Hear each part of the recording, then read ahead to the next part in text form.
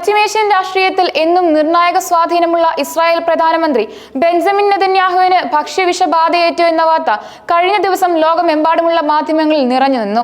അദ്ദേഹത്തെ ഉടൻ തന്നെ ആശുപത്രിയിൽ പ്രവേശിപ്പിച്ചെങ്കിലും ആരോഗ്യനില തൃപ്തികരമാണെന്നും അടുത്ത 3 ദിവസത്തേക്ക് വീട്ടിലിരുന്ന് തന്നെ ഔദ്യോഗിക ചുമതലകൾ നിർവഹിക്കാമെന്നും പ്രധാനമന്ത്രിയുടെ ഓഫീസ് അറിയിച്ചു.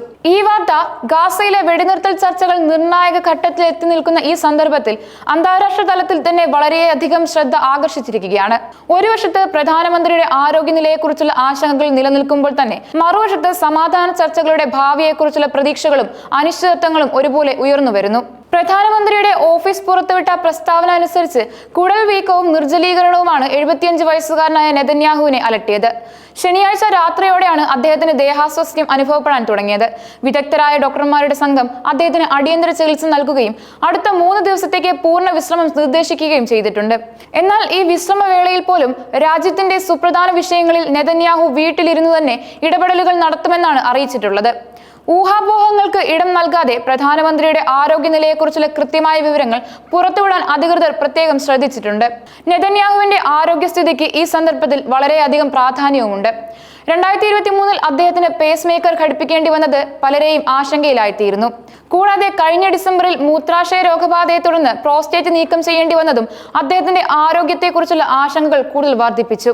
ഇസ്രായേലിന്റെ രാഷ്ട്രീയ സാഹചര്യവും ഗാസയുമായുള്ള സംഘർഷവും നിർണായകമായ ഒരു ഘട്ടത്തിലൂടെ കടന്നു പോകുമ്പോൾ പ്രധാനമന്ത്രിയുടെ ആരോഗ്യം സുസ്ഥിരമാണെന്ന് ഉറപ്പുവരുത്തേണ്ടത് രാജ്യത്തിന്റെ സുരക്ഷയ്ക്കും നയതന്ത്ര ബന്ധങ്ങൾക്കും അത്യന്താപേക്ഷിതമാണ്.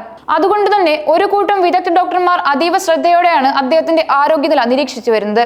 നെതന്യാഹുവിന്റെ ആരോഗ്യ പ്രശ്നങ്ങൾക്കിടയിലും ഗാസയിലെ സമാധാന ചർച്ചകൾക്ക് വേഗത കൂടുന്നു എന്നത് ലോകത്തിന് വലിയ പ്രതീക്ഷ നൽകുന്ന ഒന്നാണ്. ദോഹയിൽ ഇസ്രായേലും ഹമാസും തമ്മിലുള്ള പരോക്ഷ വെടിനിർത്തൽ ചർച്ചകൾ വീണ്ടും ആരംഭിച്ചു എന്ന വാർത്ത ശുഭസൂചകമാണ്. അമേരിക്കൻ പ്രസിഡന്റ് ഡൊണാൾഡ് ട്രംപ് ഗാസയിൽ ബന്ദികളാക്കപ്പെട്ട മറ്റൊരു സംഘത്തെ കൂടി ഉടൻ മോചിപ്പിക്കുമെന്നുള്ള പ്രഖ്യാപനം ഈ ചർച്ചകൾക്ക് ഊർജം പകർന്നിട്ടുണ്ട്. ജൂലൈ 6 മുതൽ അമേരിക്കയുടെ മുൻകൈയിൽ മേഖലയിൽ സമാധാന ശ്രമങ്ങൾ സജീവമായി നടക്കുന്നുണ്ട്. ഈ ചർച്ചകളുടെ പ്രധാന ലക്ഷ്യം സംഘർഷ മേഖലയിൽ ഒരു ശാശ്വത സമാധാനം കൊണ്ടുവരിക എന്നതിലുപരി ബന്ദികളെയും പലസ്തീൻ തടവുകാരെയും ഘട്ടം ഘട്ടമായി മോചിപ്പിക്കുന്നതിന് പകരമായി 60 ദിവസത്തെ ഒരു വെടിനിർത്തൽ കൊണ്ടുവരിക എന്നതാണ്. നിലവിലെ പദ്ധതി അനുസരിച്ച് ആദ്യഘട്ടത്തിൽ 10 ഇസ്രായേലി ബന്ദികളെയും 18 പേരുടെ മൃതദേഹങ്ങളും 2 മാസത്തിനുള്ളിൽ വിട്ടയക്കും. ഇതിനു പകരമായി ഇസ്രായേൽ എത്ര പലസ്തീൻ തടവുകാരെ മോചിപ്പിക്കുമെന്നത് ഇതുവരെ ഔദ്യോഗികമായി വെളിപ്പെടുത്തിയിട്ടില്ല. എങ്കിലും ഈ ചർച്ചകൾ ഒരു സമഗ്രമായ സമാധാന കരാറിലേക്ക് എത്താൻ സഹായകരമാകുമെന്നാണ് അന്താരാഷ്ട്ര സമൂഹം പ്രതീക്ഷിക്കുന്നത്. അമേരിക്കൻ പ്രസിഡന്റ് ഡൊണാൾഡ് ട്രംപ് വെടിനിർത്തൽ ഉടമ്പടി ആസന്നമാണെന്ന് പലതവണ ആവർത്തിച്ച് പറഞ്ഞിട്ടുണ്ടെങ്കിലും ഇതുവരെ അന്തിമ കരാറിൽ ഇരുപക്ഷത്തിനും എത്തിച്ചേരാൻ കഴിഞ്ഞിട്ടില്ല. നിലവിലുള്ള ചർച്ചകൾ പരാജയപ്പെട്ടാൽ വിശാലമായ ഒരു പൂർണ്ണ പാക്കേജിനായി തങ്ങൾ നിർബന്ധം പിടിച്ചേക്കുമെന്നാണ് ഹമാസിന്റെ മുതിർന്ന സൈനിക വക്താവ് അടുത്തിടെ വ്യക്തമാക്കിയത്.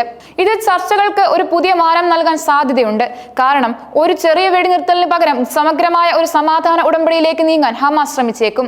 ഗാസയിലെ സംഘർഷം ലോകമെമ്പാടുമുള്ള നേതാക്കളെയും മതപുരോഹിതരുടെയും ശ്രദ്ധ ആകർഷിച്ചിട്ടുണ്ട്. ഈ സാഹചര്യത്തിലാണ് പ്രധാനമന്ത്രി ബെഞ്ചമിൻ നെതന്യാഹു ലിയോ 14 മാർപ്പാപ്പയെ ഫോണിൽ വിളിച്ച് സംസാരിച്ചത് നയതന്ത്ര തലത്തിൽ ഏറെ പ്രാധാന്യമർഹിക്കുന്ന ഒരു നീക്കമായി വിലയിരുത്തപ്പെടുന്നത്. ഗാസയിൽ അടിയന്തരമായി സഹായം എത്തിക്കണമെന്നും ഉടൻ വെടിനിർത്തൽ വേണമെന്നും മാർപ്പാപ്പ നെതന്യാഹുവിനോട് ആവശ്യപ്പെട്ടതായി വത്തിക്കാൻ അറിയിച്ചു. ഗാസയിലെ ഏക കത്തോലിക്ക പള്ളിക്ക് നേരെ ഇസ്രായേൽ സൈന്യം ബോംബാക്രമണം നടത്തിയതിന്റെ പിറ്റേന്നാണ് നെതന്യാഹു